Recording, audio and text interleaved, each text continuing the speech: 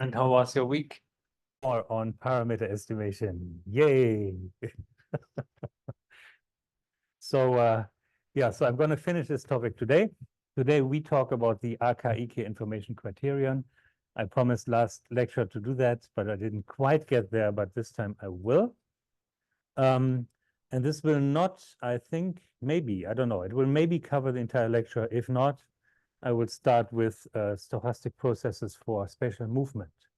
So this will be a very different section, which then immediately leads to PDEs. And then PDEs, I'm happy again, because this is my favorite topic. Last lecture, though, we talked about one important function, which is the likelihood function. Likelihood. And I use this curly L for this. And this is the probability to observe the data given a set of parameters P. And then the trick is to find a formula for this L.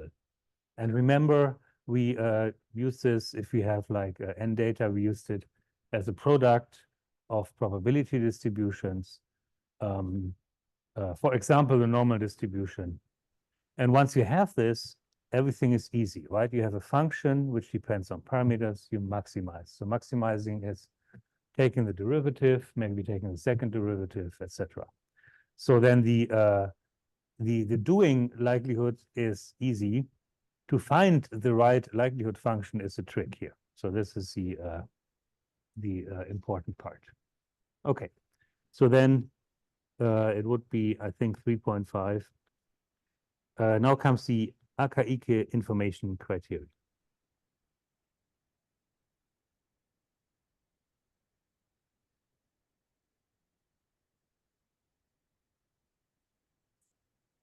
Somebody raised their hand. Oh, Mariam, yeah, please speak up. Yeah. So I just want to clarify, now we get hear nothing. clarification. Hello? So let's see. Sarah, are you on the call? Can we set the volume in the room a little bit? Yeah, just 1 second. Okay. Yeah, so Mariam, you have to wait for like 2-3 minutes, All right. and then you can ask your question again. All right.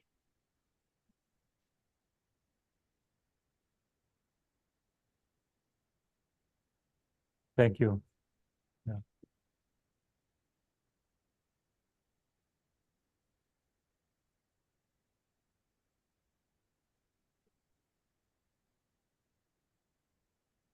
So Mariam, can you try again? Okay. So I just want to know if the AIC is used for model selection or it's actually for parameter estimation. I don't know if I'm mixing the two. You make a lot of sense, and this is exactly the right question. So the Okay. AIC is used for model comparison, for model selection. So Right. the idea is now we have 2 models, or maybe 3, and they all do a pretty good job. And then we want to decide which of the models is the best. And this is what this. I'm sitting here. Amy, yeah? Oh, sorry. Sorry. Okay. So there was just an unmute microphone. That's no big deal. So a comparison of models, and what you should think of is not completely super different models, but it's rather like maybe you have a predator-prey model which does a good job. But then you think maybe I should add a competition term. So you have a predator-prey model plus a competition term, which also does a good job. And so then you have 2 models, and you wonder, actually, should I have added this additional term, or should I not have added this additional term? And then this is what the AKIK information criterion is useful for. So let me write down a few notes here. Okay, so maybe it's just answering the question, which model is the best? On the other hand, it could, of course, be that I design a model which has like 3 differential equations, and then Sumaira, sitting here opposite to me, develops a model which has 4 equations. It looks very different, and then we can also ask which of these models is better. It's probably her model, but we can we can quantify this with the AIC. And this comes down to the number of parameters you have, right? I said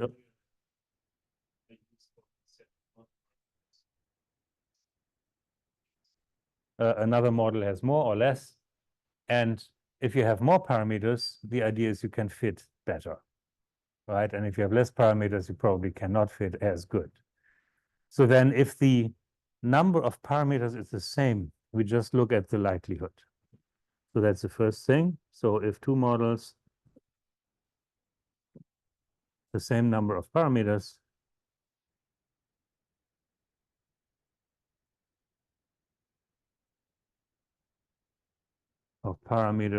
then we just look at the likelihood, maybe log like, if log like likelihood of the optimal estimator of model 1, sure, then the likelihood or the log likelihood p hat of model 2, then we simply say model 1 is better.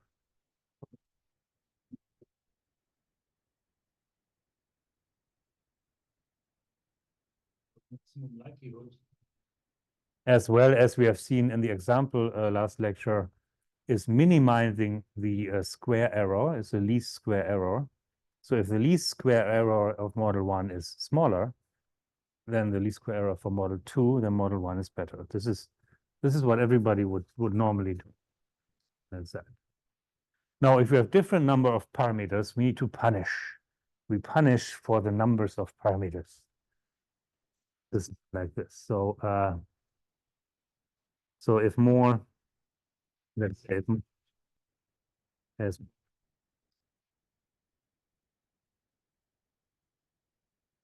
it is punished.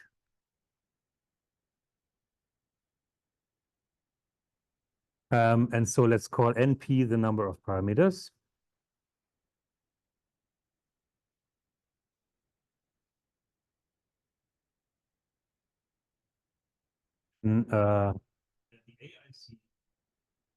Is the log likelihood estimated parameter, but with a front, and I explain the two in a second. And then we subtract the number of parameters, right? We want to maximize the log likelihood, but then we punish by subtracting something. So it is harder to be the maximum if we subtract the number of parameters. So typically, right, one model has 4, the other model has 5. So one model has a -8, the other has a -10. So so it has to do a little bit better in the log likelihood to be efficient. The number 2 is used because then, and this is statistical theory, then we can use a chi-square test for the log likelihood, which I do later. And so then the AIC is also chi-square distributed. I come back to that in a bit later. All right. So the larger AIC, the better the model.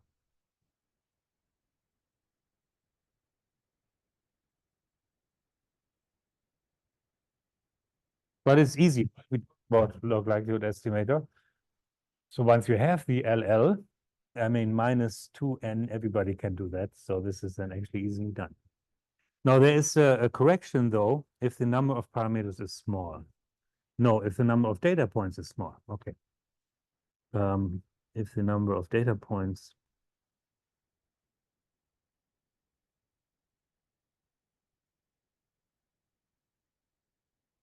is small, so n less or equal 40,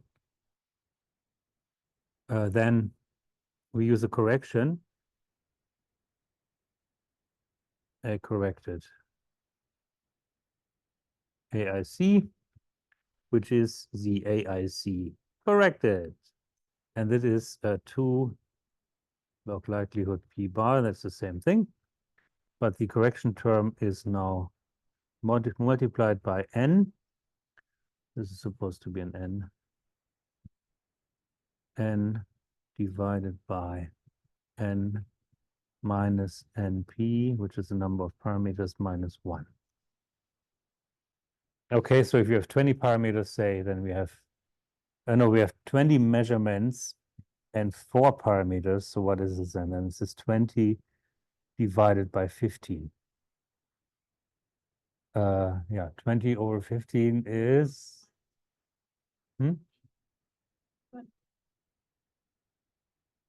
If this is 4/3, so then there's an additional punishment for small data. Okay. So let's do that now.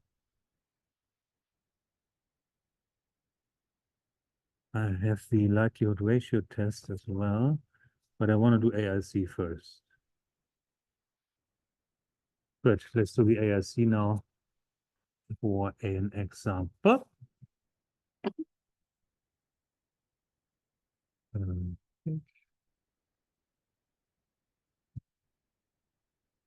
Oh yeah, switch the color, then we have example.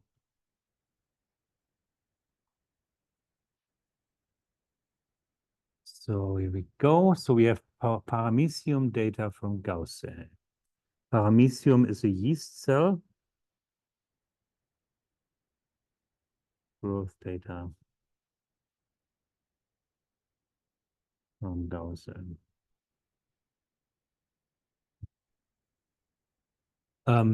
So Myra, have you been able to upload the PDF file for the book to the website? Not yet. Okay. But it's in the email because I want to show the data somehow. So it is, first of all, it's in the book, De Vries et al. Page 308. Okay. Now allow me to just browse a little bit through my Google things here. No, where do I have to go? To my emails. Okay, nobody look at my emails now. Who? You're all looking.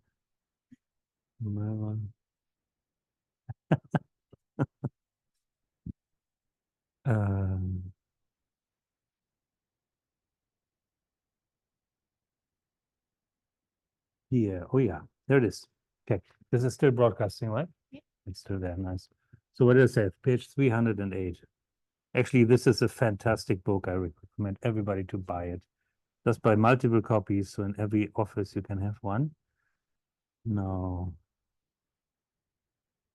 It's take a while.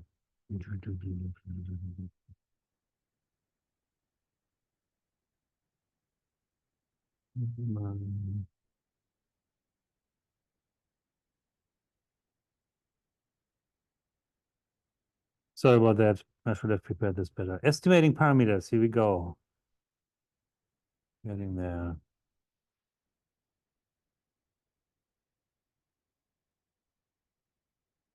These are other data.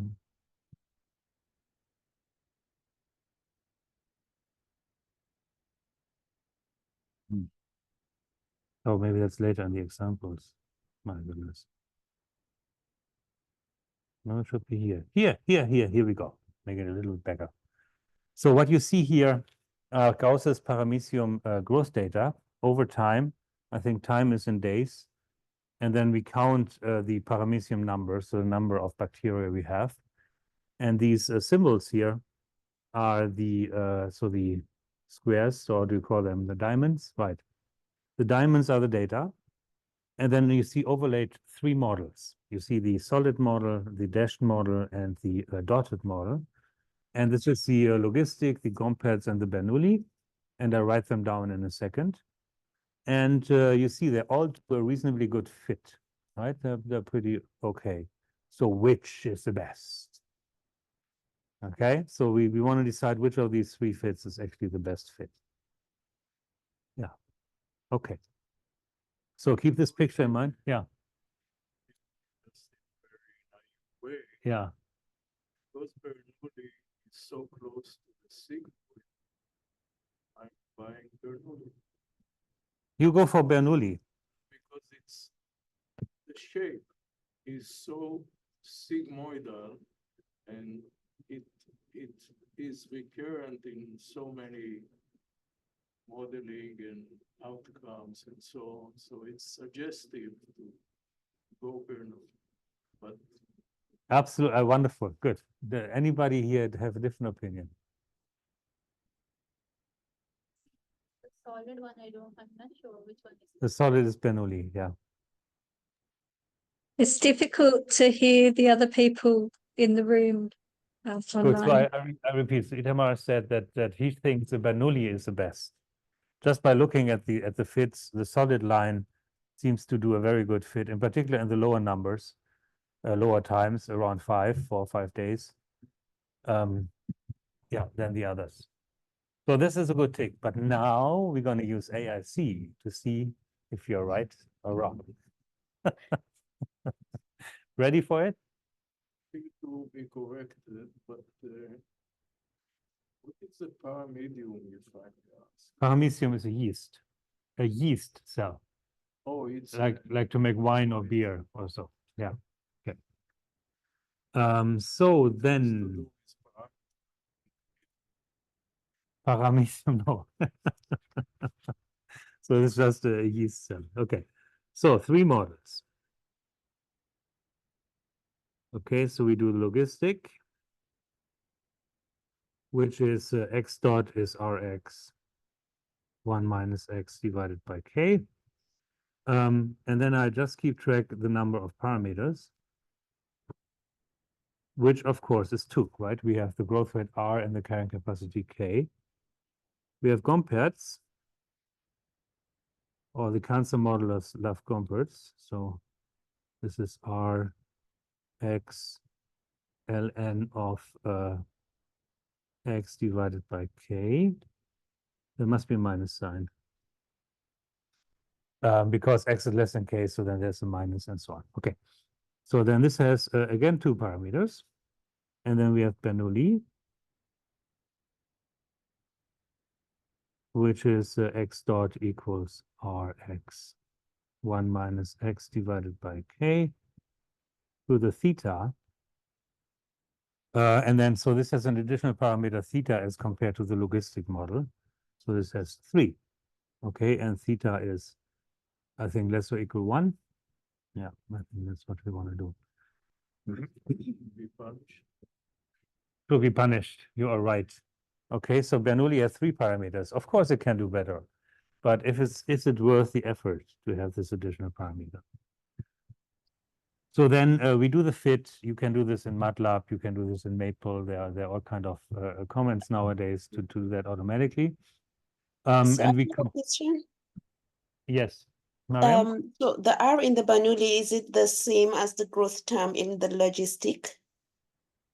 Well, it has the same name, the same R, but Or as we do the fitting, we might get different values for it, right?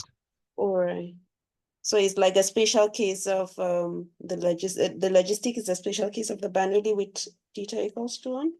Yes, that's right. All right. That's exactly right. Yeah. So that's an option. Bernoulli could say, okay, we should choose theta as 1. All right. And then we are back at the logistic case, actually. Yeah. So we do the least squares. We said the log likelihood estimator is essentially the least squares estimator. So we do least squares fit. Keep it small. Here we go. What's happening? Least squares fit like in the software packages, and we compute the log likelihood. LL. And so for the logistic, it is, so the LL here is minus 63.7. For Gompertz, it is minus 74.4. And for Bernoulli, it is minus 60.3. Now, don't be taken aback from these minus signs, right? The log likelihood uses a log function. So if the fit is good, we get small numbers, and small numbers, the logarithm is negative. So we are still looking for the maximum, okay? And the maximum with all the minus signs is already the Bernoulli. So the Bernoulli has the maximum likelihood estimator so far. So 1 point for you. It is a good candidate, but we need to do the correction, right? Okay. Now AIC. And if you look back to the graph, we have less than 40 points. I think we have 24 measurements. For 24 measurements. So we use the AIC formula. Let me go back. Here it is. So this one. So now we take the log likelihood, we multiply by 2, and we subtract the number of parameters times this ratio with the number of measurements, which is 24. The number of parameters are given here, 2, 2, 3. Yeah, so I think all of us are able to do that. So then maybe I just add this to the table here. And the AIC corrected. This is minus 131.9, minus 153.4, and this little arrow has to go. Minus 127.8. Again, we are looking for the largest value. They all carry minus signs. Okay, so the largest value is Bernoulli. Yoo-hoo! So Bernoulli wins, and you also win. I buy you a coffee later. It's free coffee There's free coffee here. for the Zoom. Anyway, Good.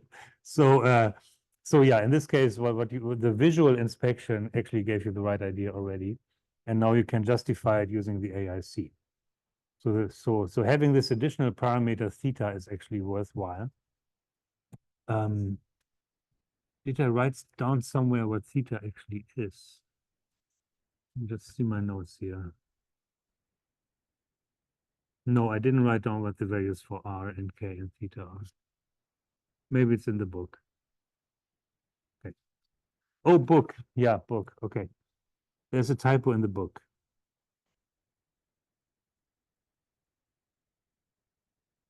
So there we wrote the AIC for the logistic as a 313.9. So we just messed up the numbers 131 by 313 as we typed it up. So if you have the book and you follow it along there is actually a typo here. Okay.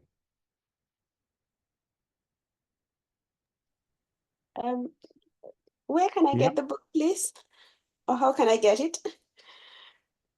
How can you get the book? Yeah, So yeah, I put a PDF version online. okay. Okay. Actually, we didn't yet. You will do that today, All right, thank you. later today. Yeah, and you Alright. can buy it in the bookstore, and make Okay, me rich. but- Yeah. okay. Is it anywhere in the world or just in the US? No, it's worldwide. Yeah. All right, thank you. Now, also, if you take the PDF version from the online, please don't distribute it. Right, just use it for yourselves. All right, sure, I and won't. Don't sell it on Amazon. Actually, my book is on Amazon too. Yeah. All right.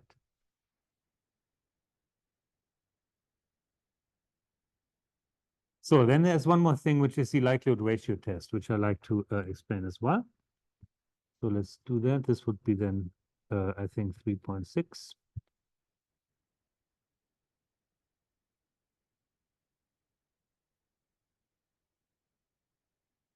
And now this is a test to test which model is better for models which are nested. And nested is exactly what we have seen here, that one model is a special case of another model.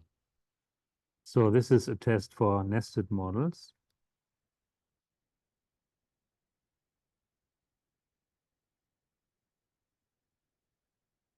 Okay, and nested means so one model is kind of included in the other. So one model is a special case.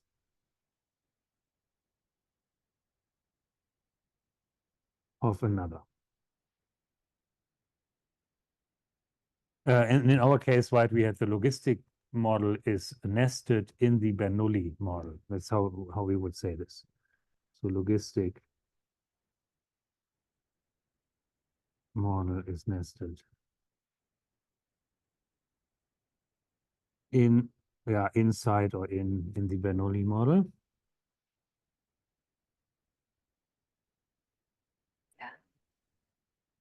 For theta is equal to 1, as we said earlier. Yeah.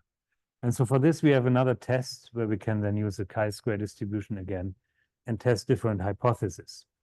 And so this is, again, a typical statistical way of thinking, and this is why I like to show it here. So logistic had 2 parameters, Bernoulli had 3 parameters. So we call M0 is a special model.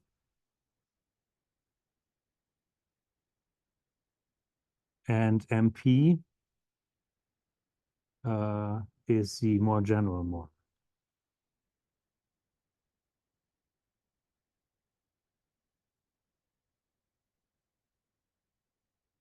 Okay.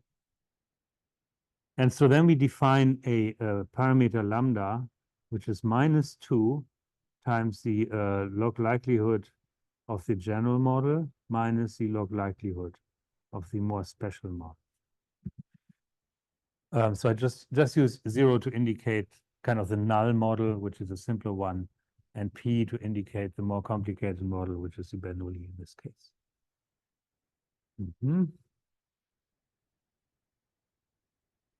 So now we make a few assumptions, as always.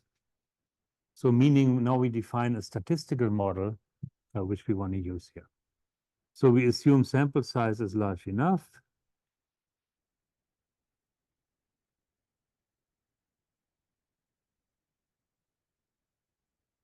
And this means in this case that n should be larger or equal to 25. Now for the Gaussian data I just shown, n is equal to 25, so I'm lucky. Secondly, we assume that the fitted parameters are normally distributed.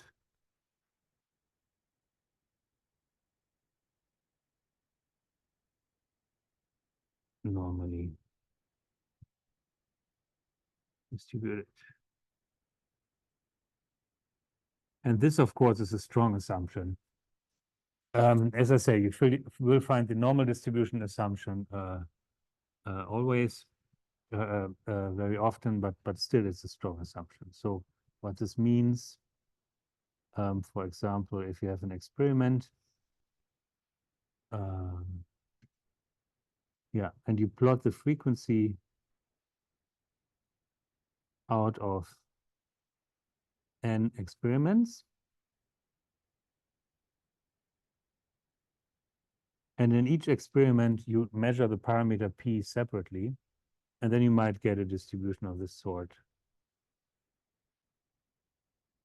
Okay, and so then you say this is about normally distributed. So the most likely parameter value is like somewhere in the middle there. Okay. Now comes the chi-square distribution. Now this lambda, which I defined just above, -2 log likelihood p minus log likelihood 0, is a chi-square distributed with n gamma distributed, where n is the difference in the number of parameters. Okay. Is the difference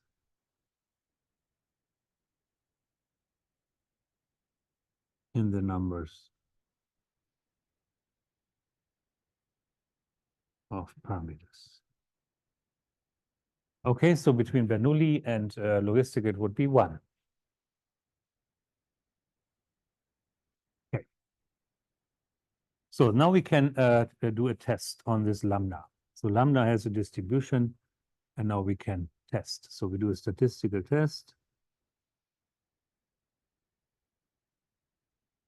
And I hope many of you in your studies have seen a statistical test in one of the stat courses.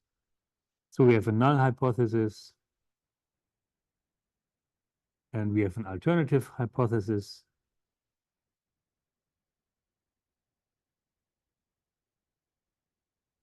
I'm sure for some of you, this is years ago, and you go like, oh my goodness, really? I forgot everything about this. So yeah, so here we go. So H0 is the null hypothesis, and in our case, it would be the logistic model. I write this as P is 0, but it's really theta is 1. I hope you can make this mental connection there. So so in the logistic, we have theta is 1 there, and then we have the alternative hypothesis HP. So we just call it non-zero, and this would be Bernoulli. Theta is not 1. So you could call P is, you could theta minus 1 is P, and so then you have the 0 there. Okay. So we take a tolerance level.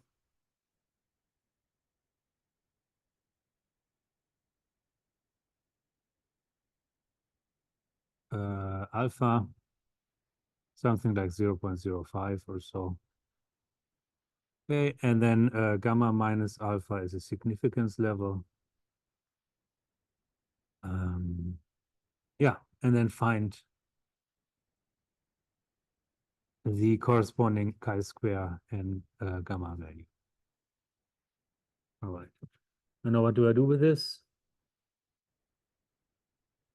And compute the confidence interval.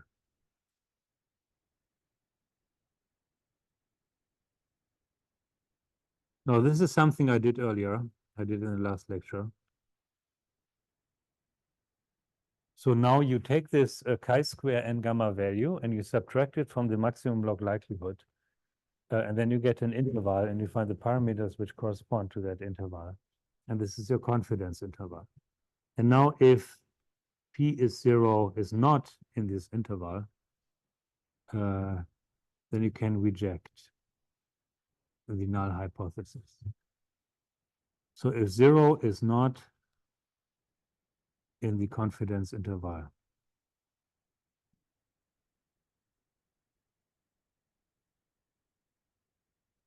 then we reject H0.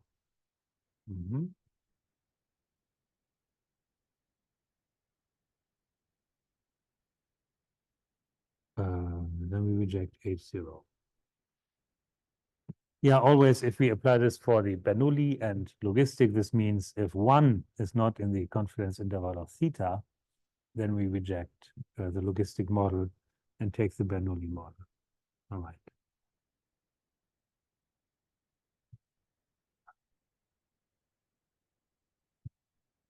So the null hypothesis that the logistic is better than the Bernoulli? Yeah, so the question, exactly. So the null hypothesis here is the logistic model is good. And the alternative hypothesis is no, we should rather use the Bernoulli model.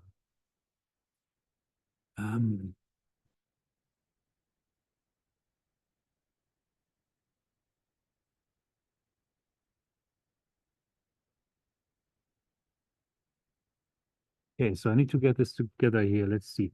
Now I want to talk about the p-value. All right. And I'm going to apply this to the real data in just a second.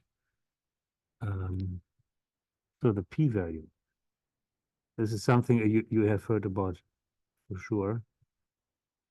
And once you have the statistical model with the chi-square distribution, then the p-value is the alpha value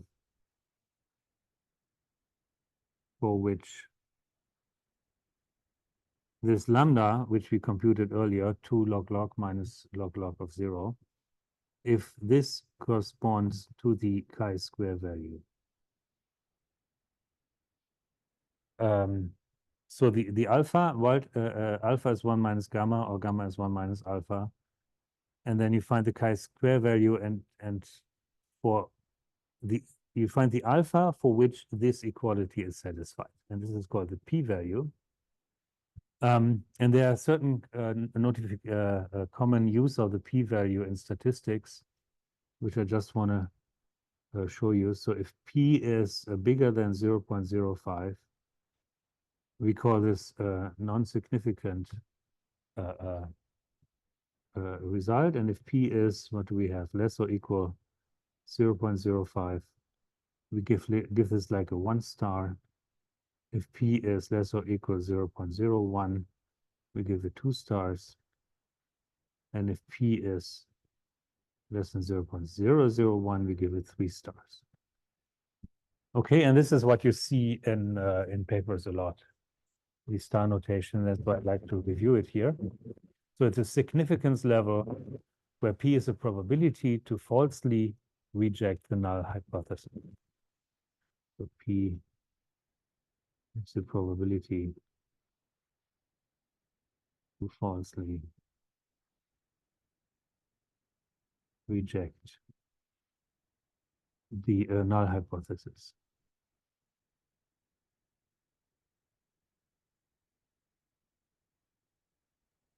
Ooh, all right, okay. So now I want to do this for the Bernoulli. So we said earlier using AIC that the Bernoulli model is better. So what is the probability to falsely reject the logistic model in this case? And here I have a whole bunch of numbers which I need to get together. Oh yeah, okay.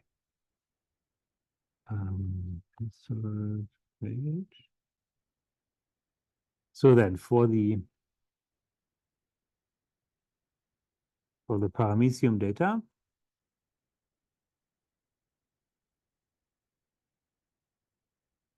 we find this lambda value, which is -2 log likelihood of Bernoulli minus log likelihood of logistic. Yeah, and we can just compute this from the values we have already. So it's 6.67.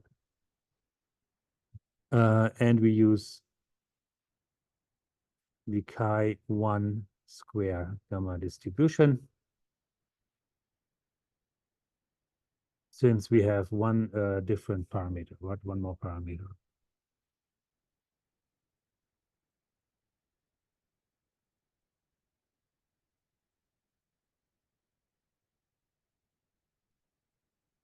So now, what do I do now? We find, now we need to find the confidence interval. Okay.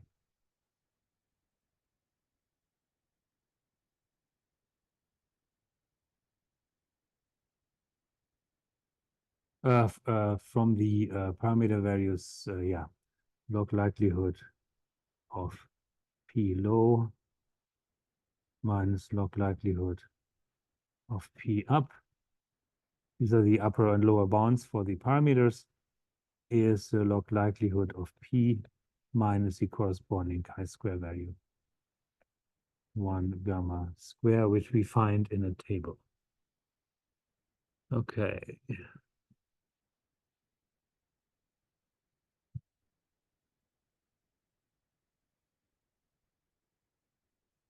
So then we find for the alpha values, so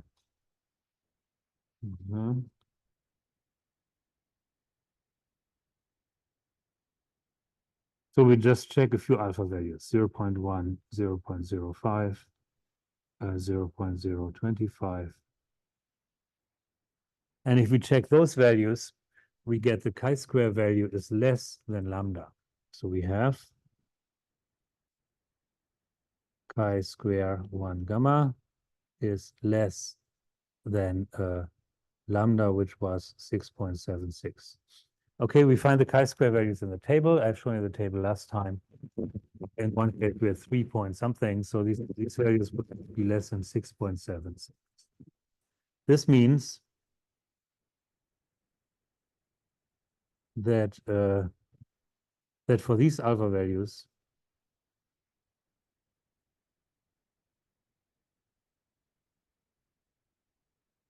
we never get 0 in this interval. 0 is not in this interval below P up.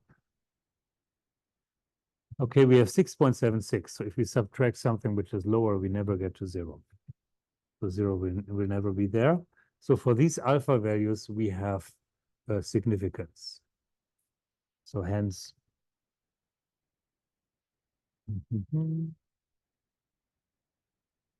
hence the probability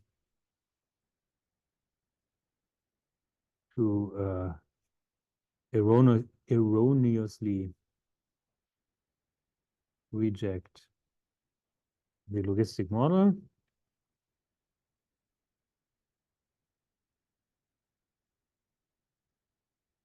is yeah,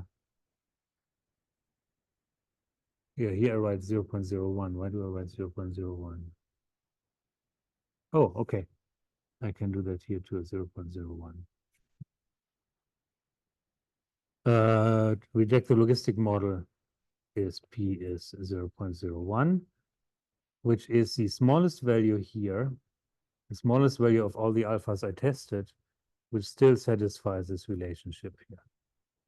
And so this gives me then the p-value for the Bernoulli model. So with probability 99%, you were right. And Bernoulli is better. Okay. Any questions? Some Yeah. sideways questions. What's the motivation for the log likelihood besides of the assumption of the normality? Because if I take the log of the exponent in Gaussian, Yeah, I get this beautiful formula. right. But if the distribution is different, the log only shrinks things, but it doesn't bring elegant formula. Okay, Like so we were yeah. last week. So the question is, yeah, why using the logarithm on the likelihood functions? Yeah. There are two reasons. First of all statistical distributions have an exponent. So you can have exponential distribution, a Laplace distribution, gamma distribution, normal distribution. A von Mises distribution, they're often expressed with an exponential term. So that's one reason. But the other reason is a scaling, right? So logarithm changes the relative scales of large numbers and small numbers. So somehow you put a little bit more weight on small measurements if you take the log in that. So yeah. Another one is earlier on, you had capital N minus small n minus 1. Yes. And that reminded me something that I learned a long time ago about unbiased something. Unbiased estimator. Yeah. Correction. There was some correction and I never understood. It looks like arbitrary thing to do this. Yeah, I think you do this if you estimate the variance, right? You divide by 1 over n minus 1 instead of 1 over n to get an unbiased estimator. Yeah. I've seen that elsewhere. I cannot explain this to you. Okay. Yeah. So there is harder question. In one of the workshops, the Akaiki was criticized Yeah. and almost like, I don't want to quote the person directly, but almost saying like it's It shouldn't be used. no. Yeah. I think that's a standard thing in statistics. So everything which is good needs to be criticized. Oh, okay. Otherwise, it's not good enough. But as I said at the beginning, there are many other methods, like the Bayesian information criterion is preferred by many people, right? And I really can't remember. I've seen one more information criterion just recently. Can't remember. So yeah, definitely, this is absolutely not the one and only method to use. There are many other methods too. Yeah. Shannon, so the AIC is based on the Shannon information. It is, so this correction term and so on has to do with Shannon entropy. That's the word I'm looking for. Okay, that's the word Why you look, it's not mentioned. the Shannon entropy. Yes, it is based on that. The entity. Yes, other questions? So one thing I like to do this is because it's easy. I mean, it is also a bit confusing. You have to look up numbers in chi-square tables and put them together, but in the end, it's really easy to do. Yeah. Okay, now let's do another fun thing, which is sensitivity analysis. So then in my numbering, this would maybe be 3.6.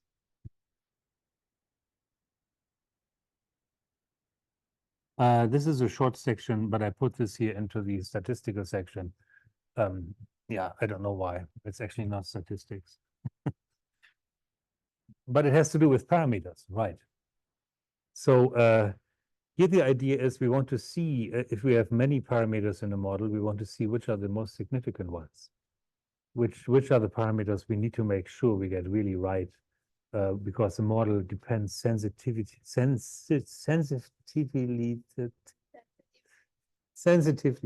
on these parameters. Thank you.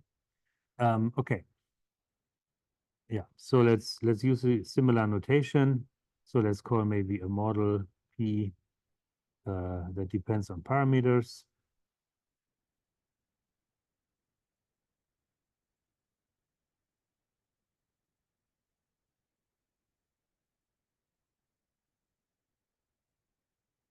P in, let's say, again, several of them. So let's say in Rn,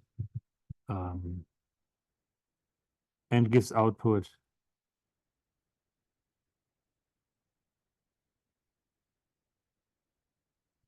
phi in Rm. Okay.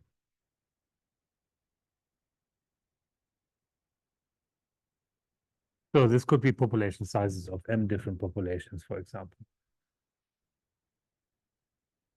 And so let pi be the best estimator. So let's say the log likelihood estimator.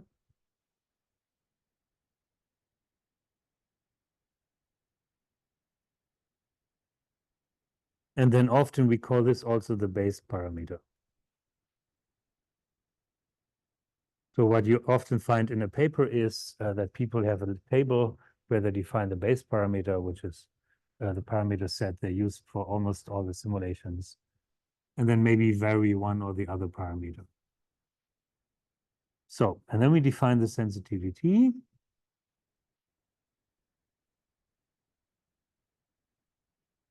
So definition.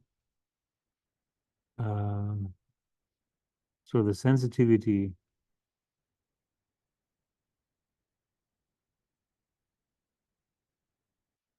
I cannot say it and I cannot spell it either. Try this again. Sensitivity of an outcome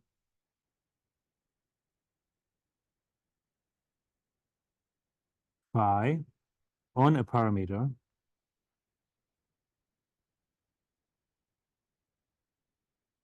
e. Okay, now I use phi to be just a real value, and I choose one parameter to define the sensitivity. Of course, we can define it for any of the parameters. So it's defined as follows.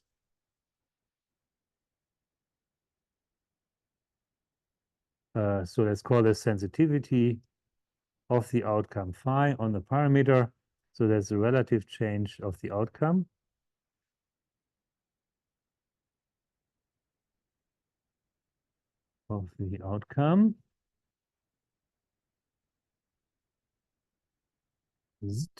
Divided by the relative change of the parameter.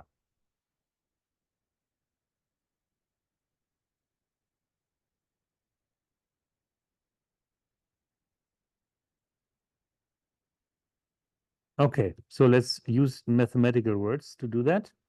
So then this would be a change in the outcome divided by the base value phi, that's a relative change, divided by the relative change in the parameter. So it's a change in p divided by the value of p. Okay, and now this can be rewritten in many different ways, and all are kind of useful. So you can also write this as the change in outcome divided by the change in p multiplied by p over phi. There would be a way to compute this. There are at least two more ways to write this down. I'm sorry. So we can also write this as delta phi over delta p divided by phi over p. And then if the change is small, then the upper one is a derivative. Okay, then this is a delta phi by delta p over phi over p. Well, yeah, I mean, there are 4 terms. You can, an infinite amount of numbers. You can write this down. So this is called the differential form.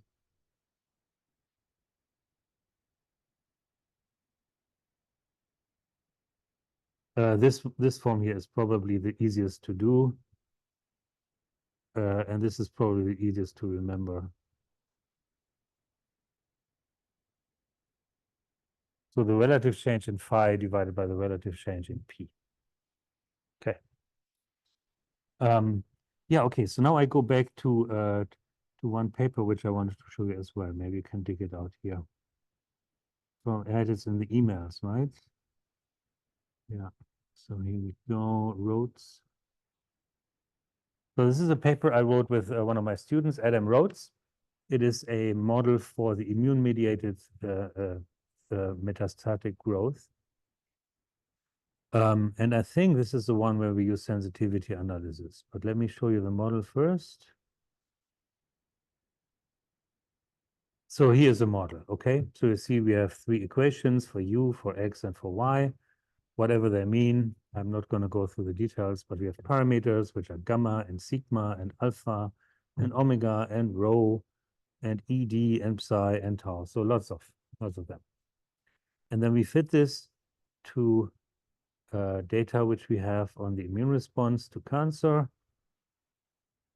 And hopefully in this paper we do the sensitivity analysis.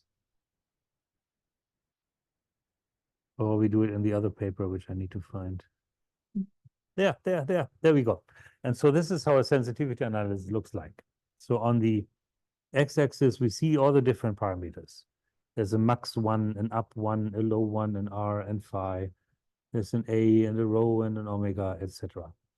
And on the y-axis, we do a 5% change in the parameter, and then we measure the relative change in the outcome. And the outcome is the tumor size. And then we indicate in these bars, in green would be an increased value in the outcome, and red would be a decreased value in the outcome. And then you can see 5% change in each of these parameters, what the outcome is. And in this case, you have 4. Yeah, you have 4 parameters which are sensitive. And everything else changes a little bit if you look very close, right? So these ones are there.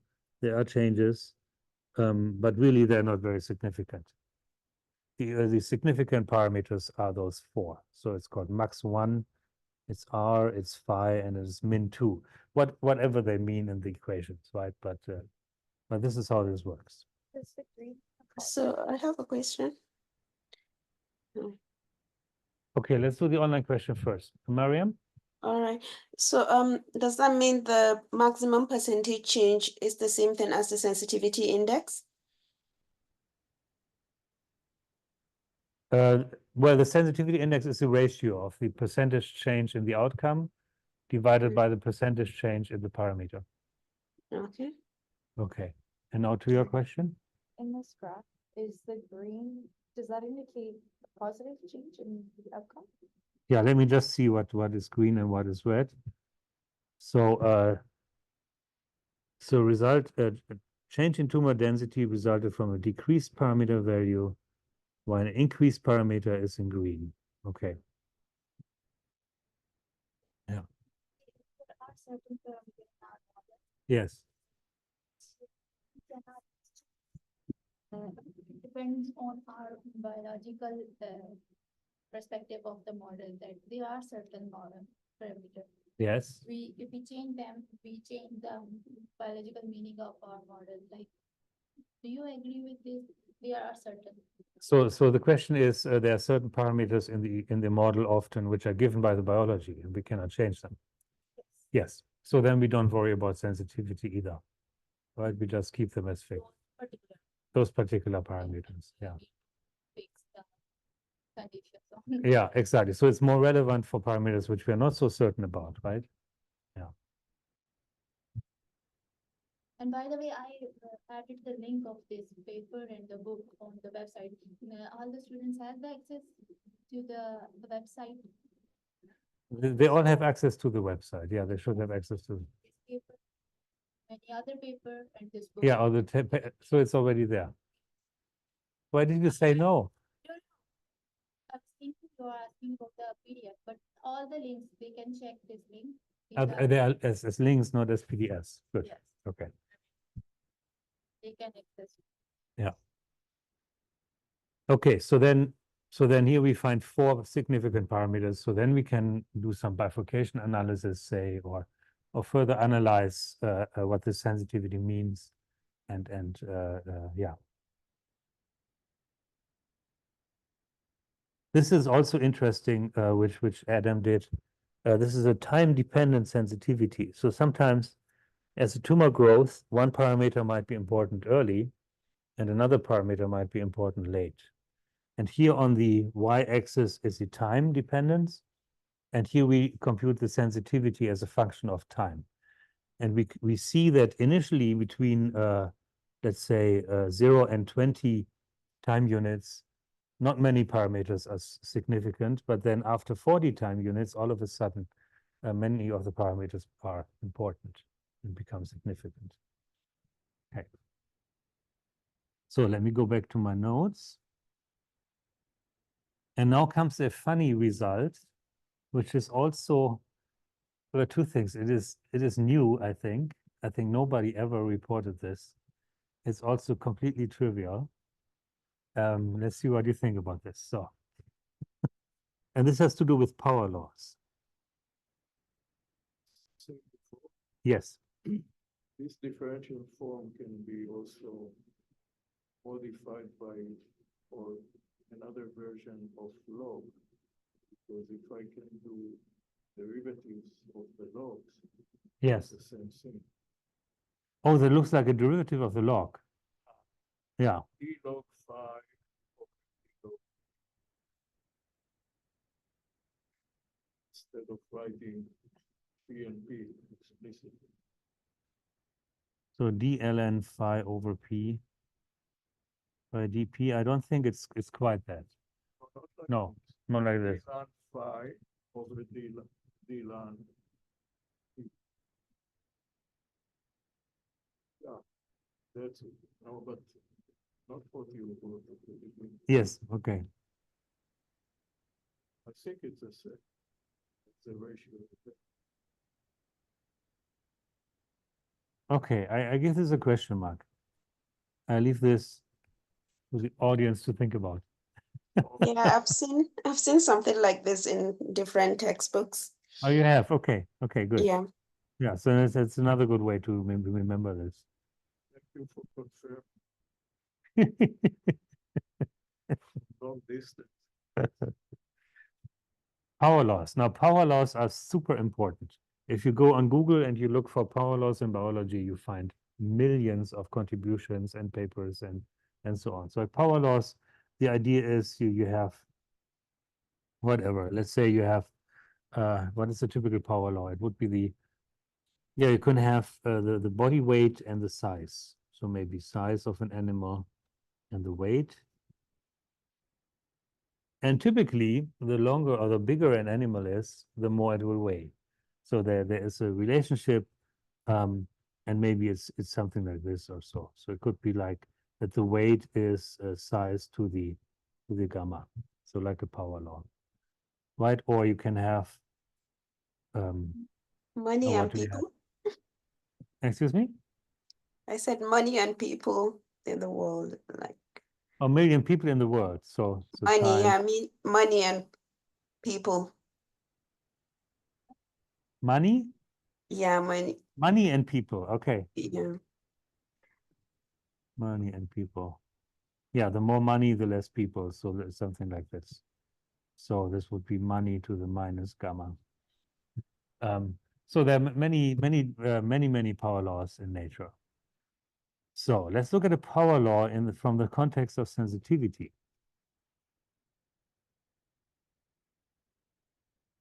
So, Also in probability, the power law is called the law. Yeah. So let's say the outcome is then given by a constant times p to the alpha. And now let's compute the sensitivity for this guy. Okay. And I use a differential form. So sensitivity of phi would be then d phi by dp divided by phi over p. So then d phi by dp is c alpha p to the alpha minus 1. Phi is c p to the alpha, and then I divide another p. And then what you get, ta-da, is highlight of this lecture, alpha. You get alpha. So it turns out the exponent in the power law is actually the sensitivity. And this is, as far as a new insight. Nobody ever saw it this way. So yeah, so power law phi of p is proportional, I should say,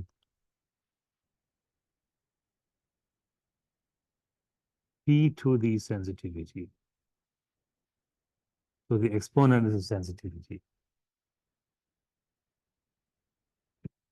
Nice, good.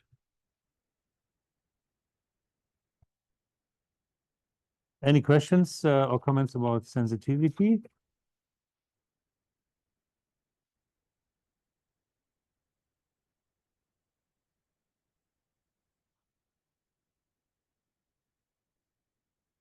Okay, so now we did an hour. I'm wondering if I should start the new thing or not. What do I want to do? I'm going to end with a question. That's a good idea. I motivate the next bit. Next week again is a conference, so we have no lectures, and then we start again. I'm sorry for the interruptions, but then November will be complete classes every week. We continue everything. So let me start with this question thing here. Yeah, that is good. This would be then 4. So it's a new chapter, spatial movement.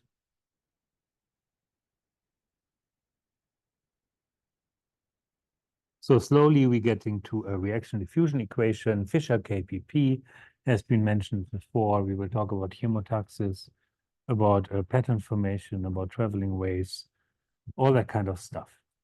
But before I do this, I would like to relate this to population observations or to spatial observations and experiments.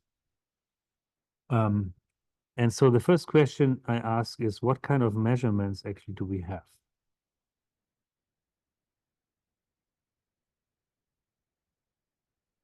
And maybe I should ask you as a group, what measurements for spatial movement do we have?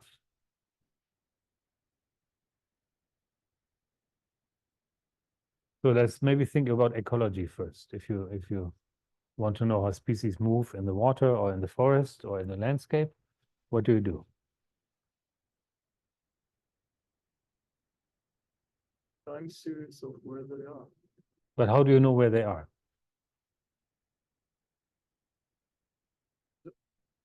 Observe, right? So you need like a drone, maybe a drone telescope, observe them, or use GPS data, follow them around.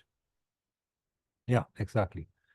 Or in the ocean or so, you just follow a swarm of fish, just see where they go. As long as you can keep your breath, you can follow them. So, okay. Tag animals, right? Yeah, exactly. Actually, I have done this when I was a student. We went to a field and were catching butterflies, and each butterfly got a number on the wing, and then we let them go again. So like a, what is this, capture and release and recapture kind of experiment. How about in tissues, cells, cell movement? What do we know there? So some of them, sometimes I'll make you drink, sometimes they can see how things. Yes, Like right. for- Yeah, use a fluorescent marker for certain cells, and you can see how they move in the body. Yeah. Actually, I have studied somewhere, I don't know, it was your paper or something about the forest.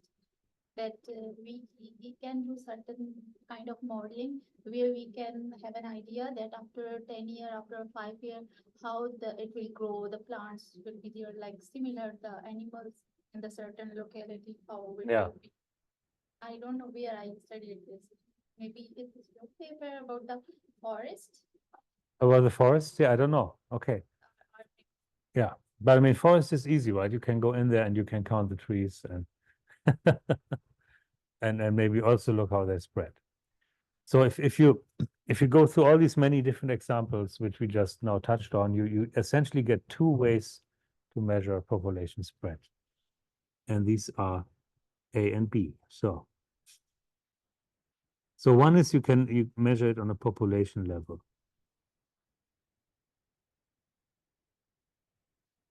Right, so you see, let's say it's a fish swarm, you see an entire swarm, and the swarm is too many individuals, we cannot account for each one individually, you just see it as a swarm, or a bird swarm in the sky, or a cancer, right? A cancer is like 10 to the 8, 10 to the 9 cells, so it's a large number of cells, and you see it as a population, and you can see how it grows as a population.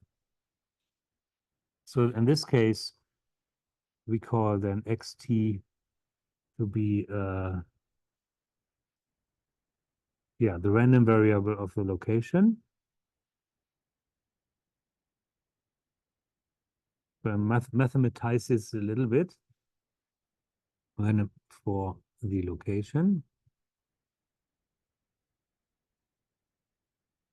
At time t.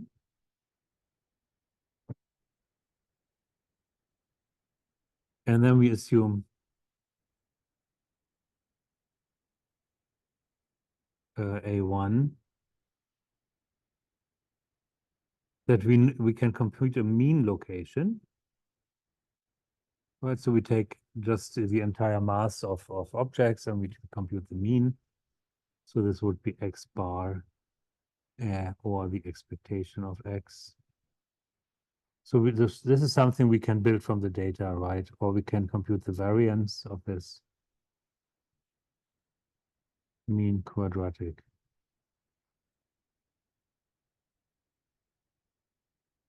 Mean square, I should say, not quadratic.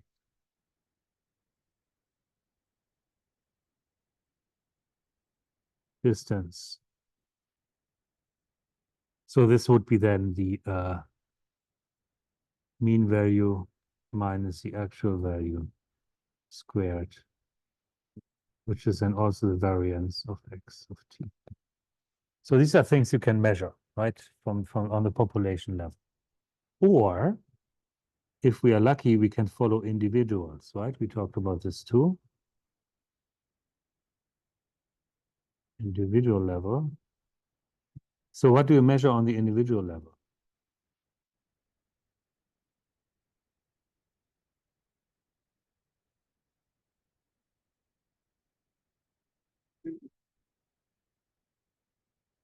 Yeah, the specific location, exactly. And what else? Okay. Plus sequence. Yeah, you can find a path, exactly. And from the path you can measure a speed, a direction, a turning rate, how often they turn, these kind of things. So here we can measure V1, something like a mean speed of individuals, right? V2 is a mean direction.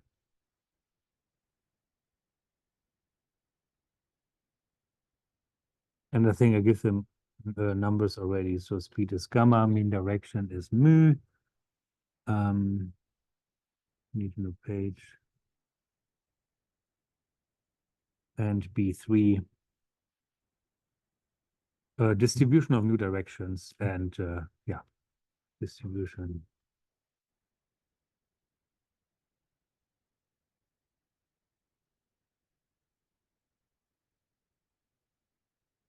Oh, and this is a turning rate. Here I wanted to have the turning rate. Okay.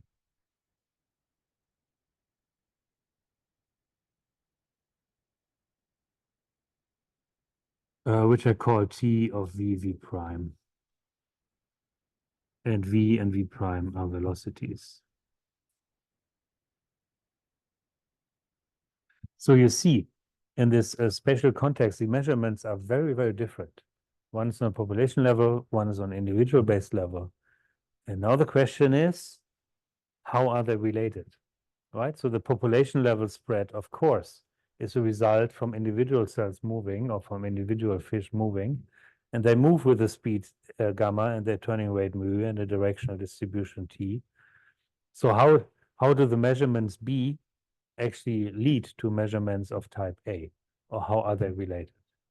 And this is a very important. You have to figure out the distribution. You have to figure out the distribution, exactly.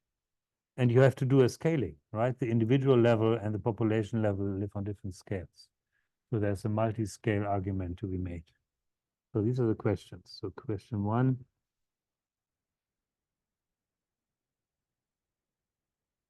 First question is probably how to model measurements of type A or measurements of type B.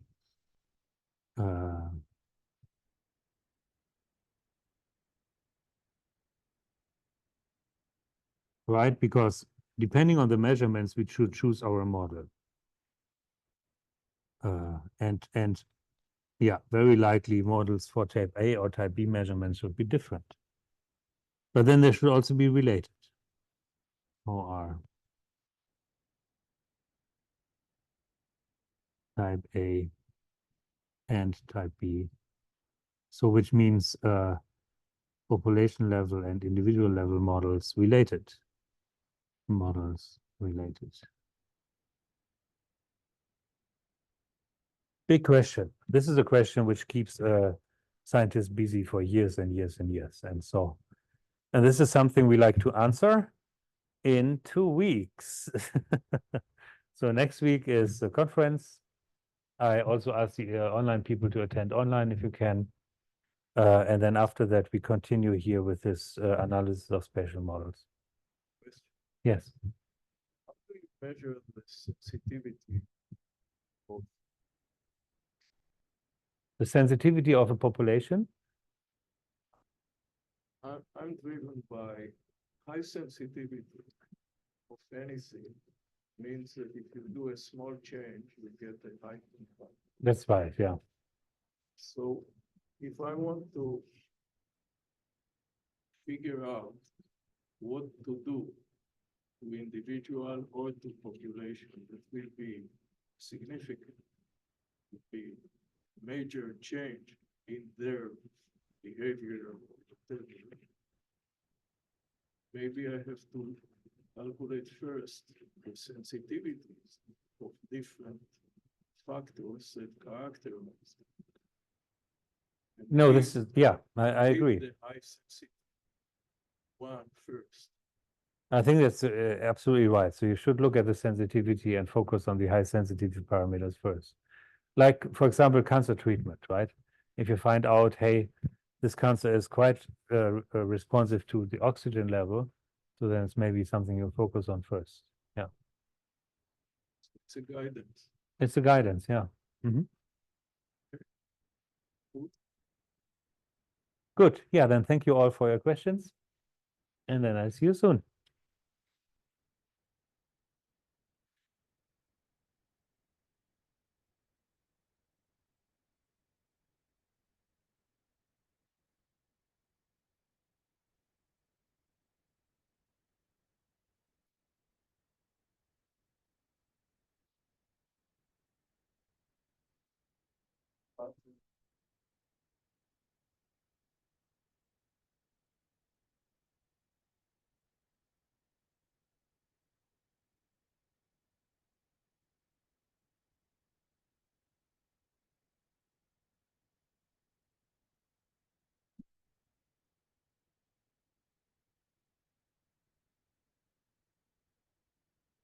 Oh, hey, how are you? Good, how are you?